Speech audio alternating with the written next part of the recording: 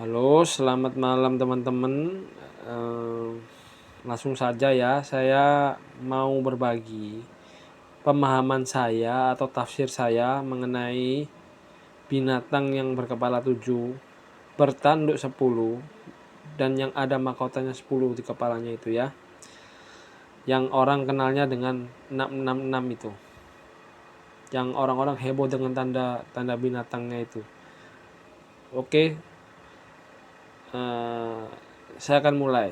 Jadi begini, untuk memahami siapa binatang ini, ya,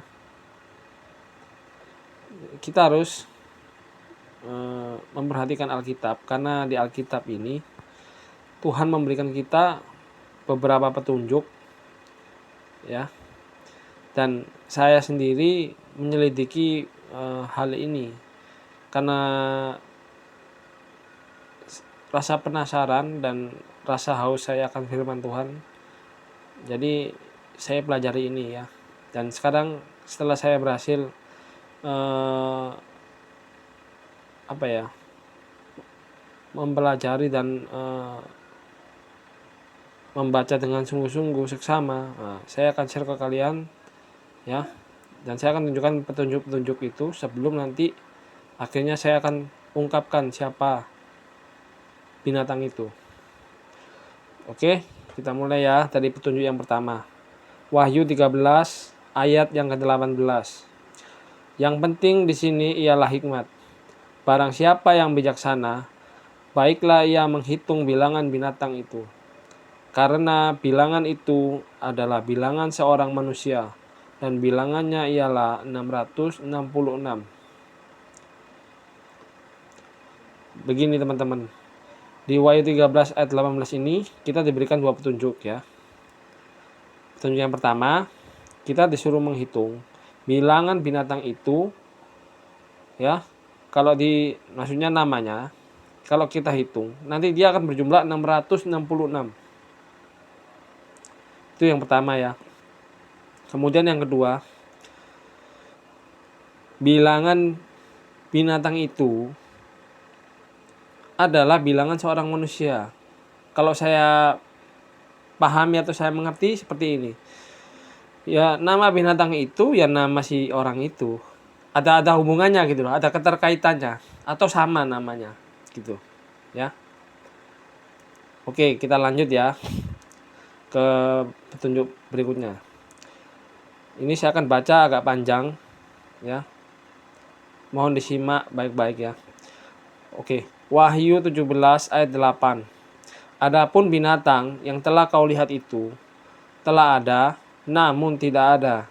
Ia akan muncul dari jurang maut, dan ia menuju kepada kebinasaan. Begini, ya.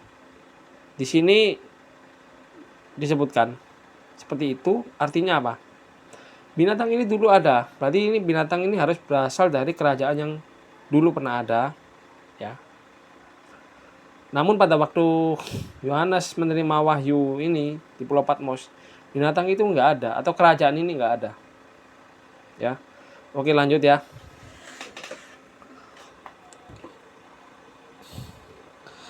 Wahyu 17 ayat 9 sampai 11. Yang penting di sini ialah akal yang mengandung hikmat. Ketujuh kepala itu adalah ketujuh gunung yang di atasnya perempuan itu duduk. Ketujuhnya adalah juga 7 raja. 5 diantaranya sudah jatuh, yang satu ada, dan yang lain belum datang. Dan jika ia datang, ia akan tinggal seketika saja. Dan binatang yang pernah ada dan yang sekarang tidak ada itu, ia sendiri adalah raja ke-8, dan namun demikian, satu dari ketujuh itu, dan ia menuju pada kebinasaan. Jadi oke ya, begini. Wahyu 17 ayat 8 sama yang di bawahnya ini, yang 17 ayat 9 ini satu kesatuan ya, ini saling terhubung. Ini petunjuknya juga. Ya kan? Dari kedua ayat kedua Wahyu ini 17 ini, petunjuknya itu begini, ya. Disebutkan 5 diantaranya sudah jatuh. Maksudnya gunung ya. Gunung itu merujuk pada kerajaan atau bisa disamakan dengan binatang ya. 5 diantaranya sudah jatuh. Ya. Kita kalau belajar eskatologi, buat teman-teman yang belajar eskatologi, ya pasti sudah tahu. Nah, ini buat teman-teman yang nggak tahu, saya akan sebutkan. 5 diantaranya yang sudah jatuh itu kerajaan mana saja atau binatang apa aja, ya. Ini yang saya percaya ya, bukan berarti 100% benar. Yang pertama itu Mesir. Yang kedua Asyur ya, Asyur ya. Yang ketiga Babel. Yang keempat Medo Persia dan yang kelima Yunani. Oke. Nah, kemudian disebutkan yang satu ada pada masa Yohanes adalah Romawi. Ya kan? Dan yang lain belum datang. Nah, yang lain belum datang ini siapa? Ya si binatang ini yang berkepala 7 ini. Oke.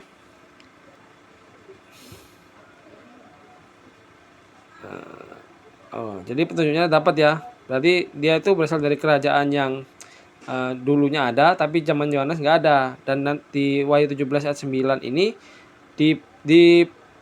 dikasih yang lebih rinci. Kalau binatang itu ya, dia duduk di atasnya itu duduk seorang pelacur besar. Seorang perempuan ya, pelacur ya.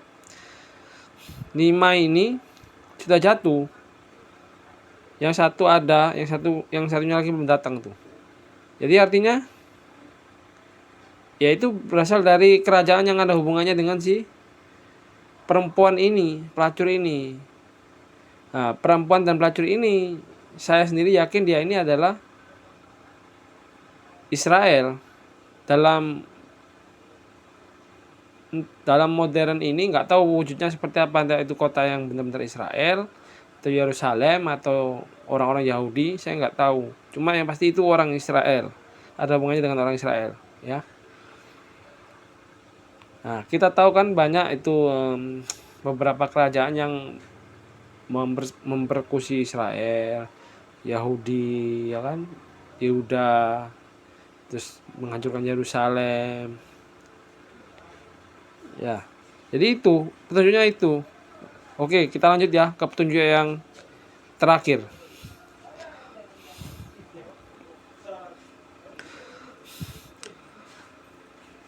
Daniel 8 ayat 21. Dan kambing jantan yang berbulu kesat itu ialah raja negeri Yunani, dan tanduk besar yang diantara kedua matanya itu ialah raja yang pertama. Oke. Yang Daniel 8 ini kayaknya membingungkan loh, kok tiba-tiba bicara mengenai kambing. Nah, ini kalau teman-teman baca ya di kitab Daniel 8 ini, baca keseluruhan, Daniel kan dikasih penglihatan mengenai kambing dan domba yang mereka lagi bertempur itu, ya kan? Ketika Daniel kan nggak ngerti, terus malaikat itu bilang kepada Daniel bahwasanya apa yang Daniel lihat itu mengenai kambing dan domba itu mengenai akhir zaman, sampai diulang 2 atau 3 kali.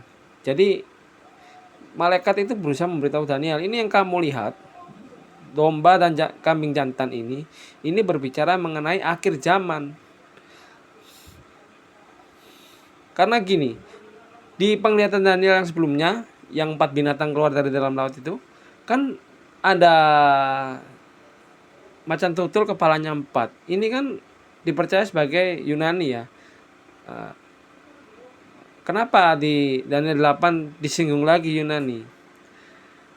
Karena ini yang di Daniel 8 ini bukan Yunani yang di masa lalu, guys.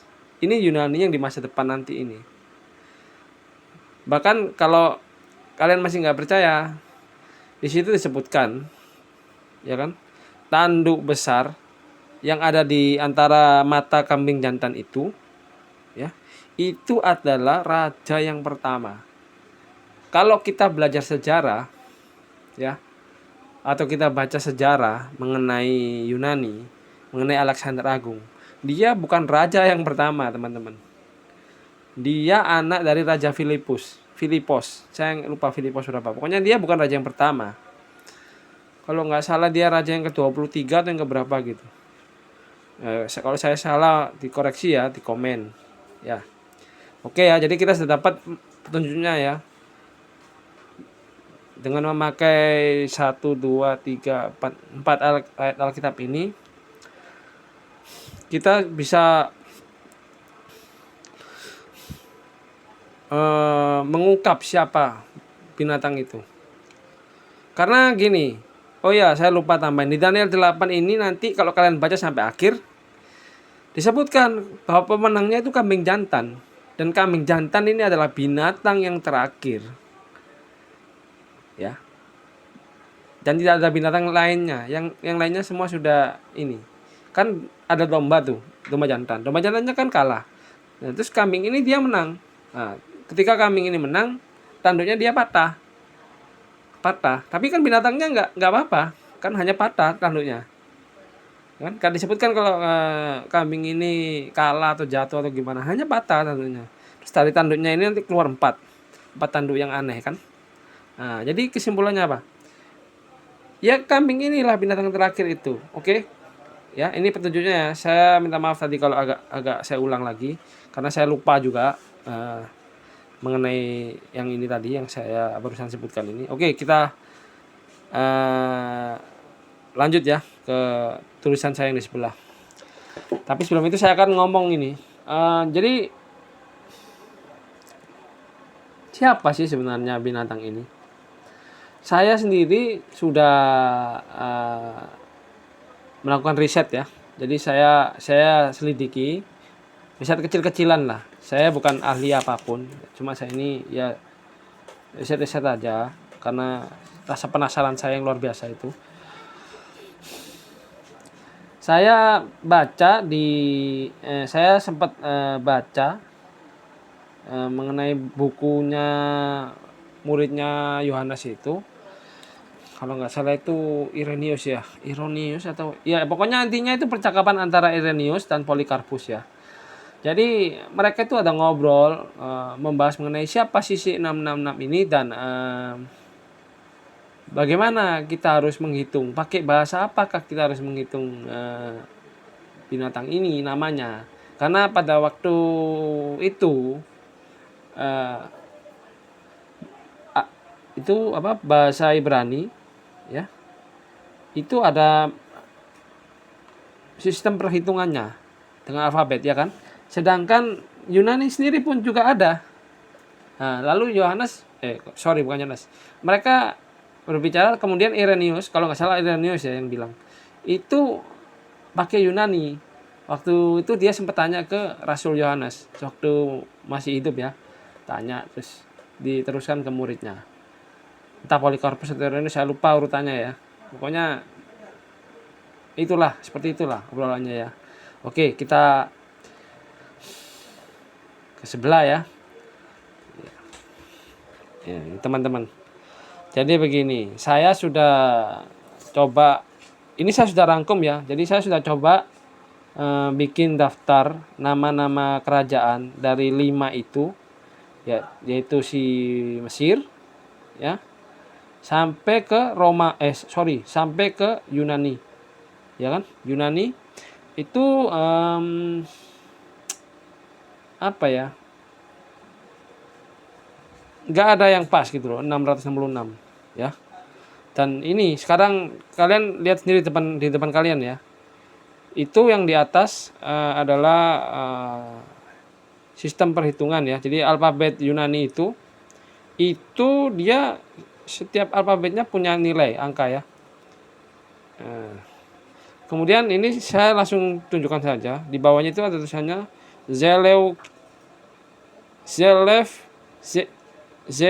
Zelevkia. Ini Zelevkia nilainya ya, kalau dihitung 205, 35, 425, 11. Di jumlah 676 ya. Ini kalau ditulis dan dibaca lalu kita hitung keluarnya sekian. Oke. Tapi nanti ini kalau kita ucap ya, atau kita dengar baru kita hitung, nanti jumlahnya akan lain ya. Ini perhatikan ya, yang saya dalam tanda kurung ini pelafalannya. Seleukia. Loh, kok tadi yang di atas Seleukia, yang di bawah Seleukia? Seleukia. Ya. Begini, ya. Ini kita sejarah sedikit ya, karena ini ada hubungannya juga. Jadi Alexander Agung, ya, itu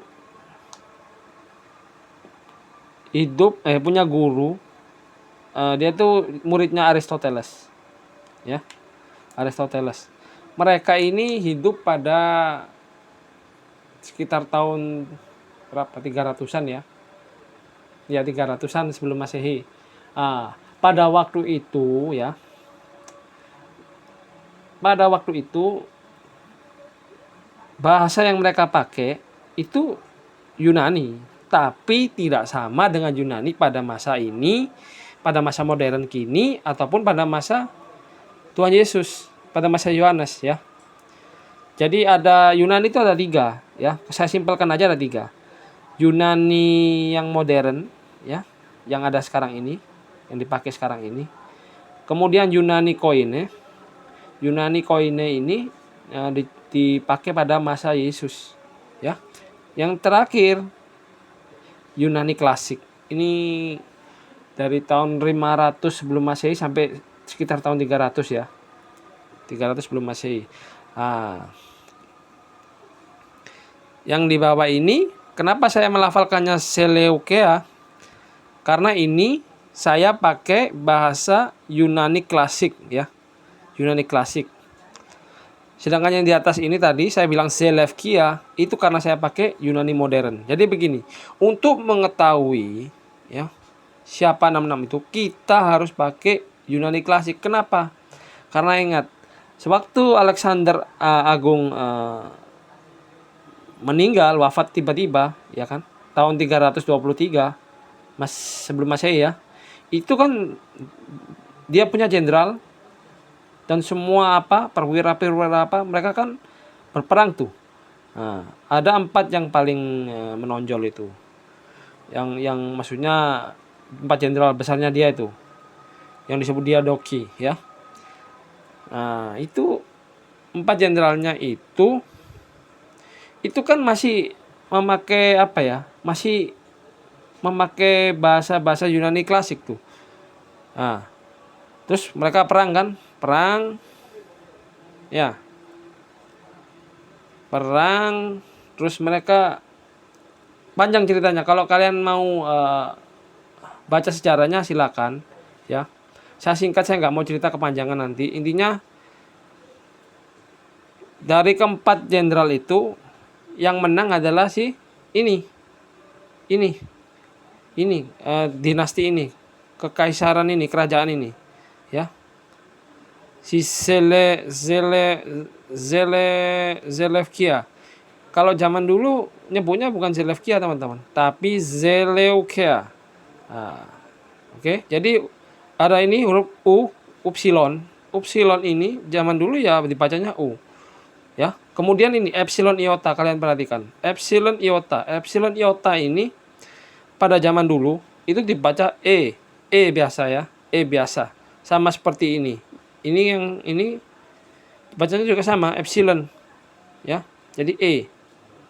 Ini istilahnya ada diptong. Diptong itu kayak ketika kalian ada 2 huruf vokal itu bersebelahan, itu dibacanya itu nanti beda. Seperti kalau bahasa Inggris begini. Kalau kalian tahu kalimat apa ya? Kalau saya bilang nanti saya gini, kalian tahu tun kah? TOON itu. Ya.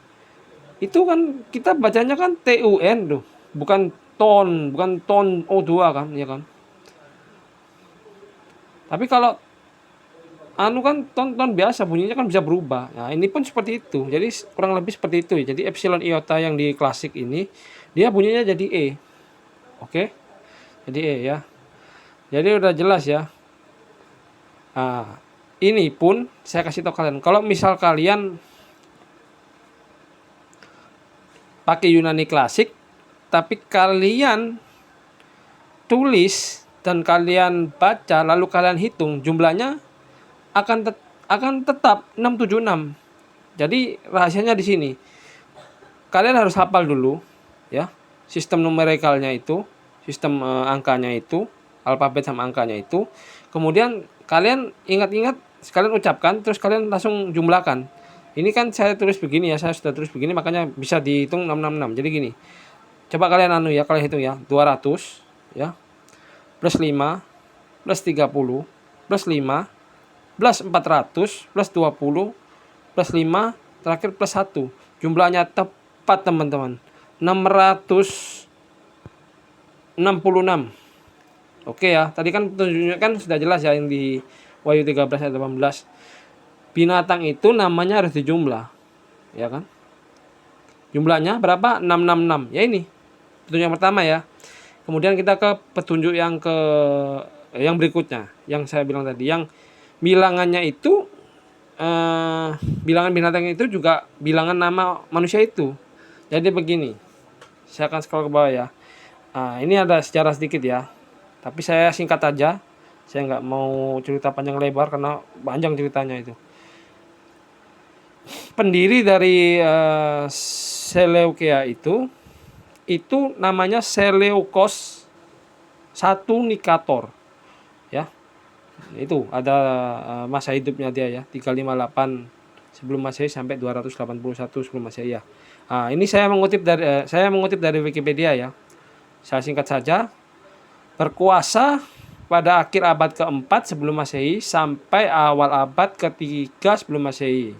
Dia merupakan salah satu diadokoi atau diadoki, sebutan untuk para jenderal atau kerabat Alexander Agung yang bertarung untuk memegang kendali setelah kematiannya pada 323 Masehi. Sebelum Masehi. Perhatikan ini. Namanya kemudian menjadi nama dinasti dan kerajaannya Seleukia atau Seleukidae. Nih. Ya, itu petunjuk yang kedua ya. Sudah ya, pas ya. 1 2 pas ya. Kalau kita ke petunjuk yang berikutnya, ya kan disebutkan binatang itu pernah ada dulu, tapi pada zaman Yohanes nggak ada. Dia akan muncul lagi. Seleukia ini dia hancur pada kalau nggak salah 63 sebelum Masehi dia tuh hancur, udah hancur. Dihancurin sama kerajaan Partia kalau nggak salah ya. Nanti bisa dicek kalau misal saya salah dikoreksi di kolom komen ya, nggak apa-apa. Oke, jadi cocok ya. Petunjuk yang berikutnya cocok lagi ya. Berarti sudah 3 cocok ya. Kita ke petunjuk berikutnya. Kita coba cocok nggak? Oh, binatang ini ya kan ada hubungannya dengan Israel. Entah itu mempersekusi, entah dia menghancurkan, entah dia apapun itu ya kan. Yang tadi saya sebut loh. Ya kan? Bahwasanya itu 5 sudah jatuh ya. Jadi tunjuknya ada 2 lagi. 5 dari yang ada berhubungan dengan Israel itu di masa lalu, 5-nya sudah jatuh. Nah, ini kalau kita belajar sejarahnya lagi, Seleukia ini dia punya satu raja ya. Namanya Antiochus Epiphanes. Ya. Nah, apa yang dia lakukan? Dia mempersekusi orang-orang Israel, bahkan dia menggenapi apa yang tertulis di kitab Daniel ya, bahwa dia mendirikan patung, dia menghentikan korban bakaran sehari-hari, dia memercikan darah babi ya kan, terus dia mendirikan patung Zeus di dalam bait suci Allah itu, atau ya bait suci yang ada di Yerusalem itu ya. Itu dia melakukan hal itu guys, teman-teman.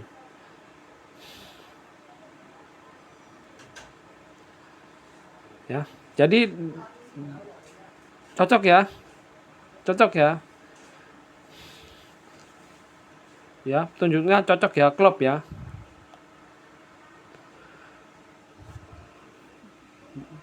Kerajaan ini, Seleukia ini, dia mempersekusi atau berhubungan dengan Israel, dan dia itu istilahnya melakukan sesuatu yang nggak baik atau buruk gitu, ya kan. Bahkan mengenai dia ini ada tertulis di kitab Daniel ya, kalau kalian baca itu. Jadi cocok ya. Kita ke petunjuk berikutnya ya, yang terakhir tadi yang mengenai kambing jantan. Di situ kan disebutkan malaikat yang bilang kambing jantan yang berbulu kesat itu adalah raja negeri Yunani. Seleukia ini Yunani, teman-teman. Ini Yunani. Karena apa? Ya ini dari dia joki, dari dia penerus dari Alexander Agung yang kerajaan Yunani itu. Kemudian yang bahasa yang dipakai juga Yunani. Ya. Jadi dari beberapa petunjuk itu cocok ya, teman-teman. Jadi nanti akhir zaman ini yang sudah dekat ini, binatang yang keluar dari dalam laut itu ya, kalian sudah tahu kan siapa dia. Saya nggak bisa bilang oh pasti ini, pasti binatang ini, pasti kerajaan ini yang muncul. Saya nggak bisa jamin 100% ya. Karena ini satu, ingat ya, ini tafsir saya dan ini hasil saya menyelidiki Alkitab dan sejarah. Oke. Dan saya tidak akan meninggikan diri saya, bahkan saya akan bersaksi juga bahwasanya saya bisa sampai seperti ini itu bukan karena saya, teman-teman. Nantilah saya akan bikin video kesaksian saya nanti suatu saat nanti kalau ada kesempatan, kalau saya masih umur panjang ya, saya akan bikin kesaksian itu. Jadi kalau teman-teman merasa diberkati atau apapun itu, merasa berbahagia karena berhasil melihat ini ya, boleh di share ke teman-teman ya, atau ke hamba-hamba Tuhan yang teman-teman tahu. Saya membuka diri saya untuk dikritik ya. Saya nggak